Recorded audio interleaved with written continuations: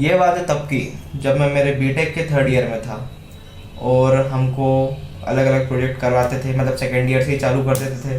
First year में तो कुछ भी नहीं, बस नॉर्मल नॉर्मल मतलब सारे सब्जेक्ट पढ़ाते थे, सिविल, मैकेनिकल, इलेक्ट्रॉनिक्स। फिर जिसमें इंटरेस्ट आया बच्चा उस हिसाब से सेकेंड ईयर में जा सकता था। तो सेकेंड ईयर से ही हमको बहुत सारे प्रोजेक्ट बनाने चालू हो गए थे, जैसे कि लाइन फोल्डिंग रोबोट हो गया, ऑब्जेक्ट अवॉइडिंग रोबोट हो गया। पहले आर्डिनो से स्टार्ट कराया था, देन उसके बाद में अच्छा रियलिटी बताऊँ, हमको क्या करवाया था, हमको बस आर्डिनो के बारे में बताया था, मतलब बताया भी नहीं था, एक वीडियो दे दी थी और एक किट दे दिया था। और ये पूरा किट है, इसके अंदर इस पूरा जो प्रोजेक्ट है उसका पूरा सामान है और आपको उसको देख देख के कोडिंग आपको मिल जाएगी, वेबसाइट पे पहले से ही डली हुई है, वहाँ से कॉपी पेस्ट करना है, कनेक्शन करना है और चला के दिखा देना है। फिर धीरे धीरे ESP32 के ऊपर आए। उसमें बहुत बोला जाता था कि जो अपना IoT बेस्ड होता है, सारे IoT के प्रोजेक्ट उससे ही बनते हैं, इसमें नो डाउट बनते ही है। फिर ESP से line folding robot, home automation में जो अपना ब्लिंक ऐप होता है उससे लाइट बल्ब को ऑन ऑफ करना, फैन को ऑन ऑफ करना, रिले का यूज़ करना, ये सब सिखाया। और कोड लाइन बाय लाइन कभी नहीं बताते थे, हमेशा मतलब या तो गूगल पे से मिल जाता था या फिर चैट जीपीटी पे से मिल जाता था। तो फिर क्या हुआ कि उस समय तो हमको मज़ा आने लगा। जब कोई भी चीज़ अपने को आसानी से मिलने लगती है ना, तब उसकी वैल्यू कम हो जाती है। तो हमको भी लगता था कि चलो ठीक है, 100 सब अपने को बना बनाया मिल रहा है, जैसे तैसे ये प्रोजेक्ट बन जाए, जैसे तैसे नंबर आ जाए तो कम से कम ये तो फर्स्ट सब्जेक्ट में तो पास हो जाएंगे, बस यही। फिर उसके बाद धीरे धीरे क्या हुआ कि प्लेसमेंट आने लगे। प्लेसमेंट के बाद में जब उनको पता चला कि हमको कुछ आता ही नहीं है, ना हमको कोडिंग आती है, ना इलेक्ट्रॉनिक्स ढंग से आता है, और वो पूछते थे कि तुमने 3 साल 4 साल क्या करा कॉलेज में। अब उनको ये तो बता नहीं सकते कि हमने कोई भी बस चैट जीपीटी से कोड निकाला और उसको पेस्ट कर दिया, कॉपी पेस्ट करा, उसमें और बेइज्जती होएगी। फिर क्या था, कुछ नहीं, बस जैसे जैसे 4 साल निकाले और फिर पता चला इंडस्ट्री में कोई ले नहीं रहा था, क्योंकि हमको तो कुछ आ नहीं रहा था।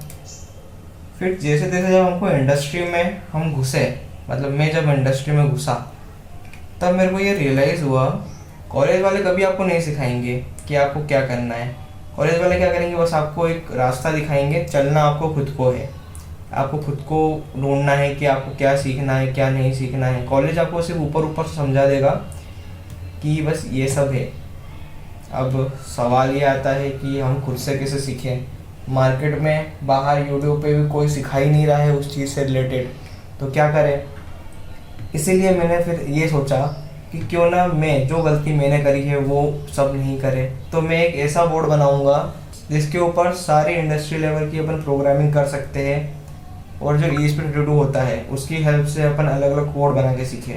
ESP32 एक बहुत ही पावरफुल कंट्रोलर है, आप जानोगे नहीं, उसके अंदर बहुत सारी चीज़ें होती है, और एक सबसे मेन चीज़ होती है फ्री RTOS, जिसका नाम होता है free real time operating system.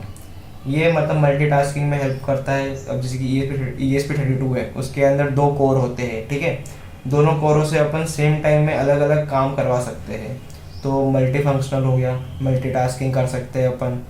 In short बहुत पावरफुल माइक्रो कंट्रोलर है ESP32।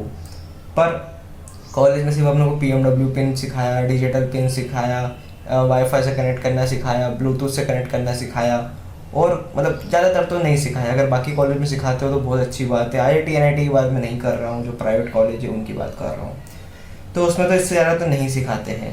अच्छा, एक और बात यहाँ पे आती है, अपने को कराया है Arduino IDE पे, पर इंडस्ट्री में Arduino IDE चलता ही नहीं है।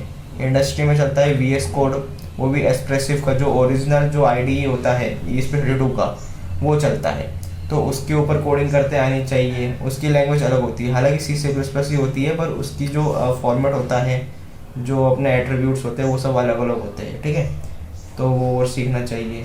तो स्किल बोर्ड्स आपको यही सब चीज़ों में ट्रेन करेगा, इन सब का पूरा प्रॉपर एक PDF बनेगा, सारी जो PPTs बनेगी, देन वीडियो लेक्चर्स बनेंगे, सब ड्राइव पे अपलोड हो जाएंगे।